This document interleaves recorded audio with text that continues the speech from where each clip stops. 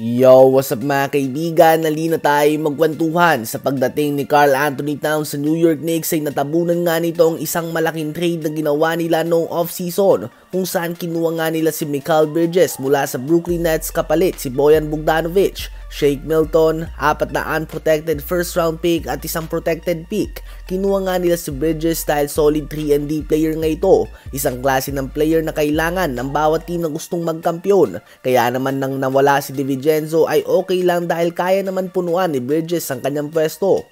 Ganun pa man ngayon nga ay tila ba may mali sa jump shot ni Bridges mga kaibigan. Hindi nga ganito noon ang kanyang shooting form. Tila ba nag-Alamarkel faults na ito? Swabe naman noon ang kanyang form, dahilan kung bakit solid din ang kanyang shooting percentage. Ngunit ngayon nga ay 2 of 19 lamang siya sa 3 points sa buong preseason gamit ang kanyang bagong shooting form. May isang game din kung saan 0 of 10 siya sa 3-point line.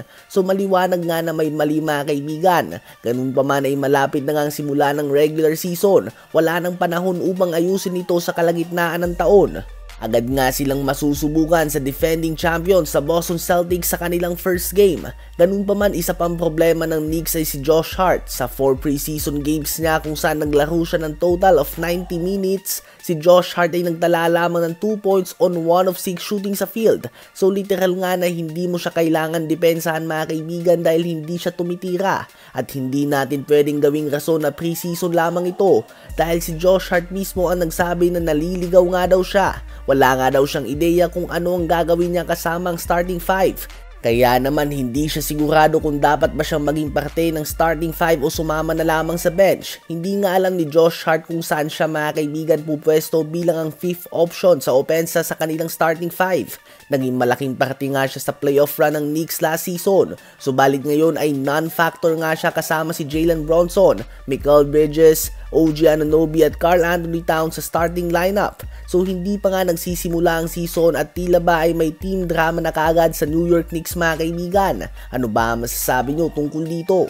Isama na din natin sa update na ito na ang number 7 pick sa 2020 NBA Draft, Killian Hayes ay nakat na sa lineup ng Brooklyn Nets at ngayon ay posibleng pumasok na lamang ito sa G-League team ng Nets habang pinapagaling ang kanyang hip injury. Most likely ay tapos na nga ang NBA career ni Hayes mga kaibigan dahil kung nakat ka nga sa Detroit Pistons at sa Brooklyn Nets na considered bilang ang dalawa sa pinakamahinang team sa NBA ngayon, most likely nga ay hindi ka na makakatanggap ng kontrata sa iba pang mga teams. Again, number 7 pick nga siya sa 2020 NBA Draft. Siya ang second point guard behind LaMelo Ball na na-draft sa class nila, ahead of Tyrese Maxey, Tyrese Haliburton, Devin Vassell, Cole Anthony, Emmanuel Quickley at madami pang iba. Hindi lang nga sa NBA kundi pati na din sa Olympic team ng France noong Olympics ay nakat din nga siya mga kaibigan.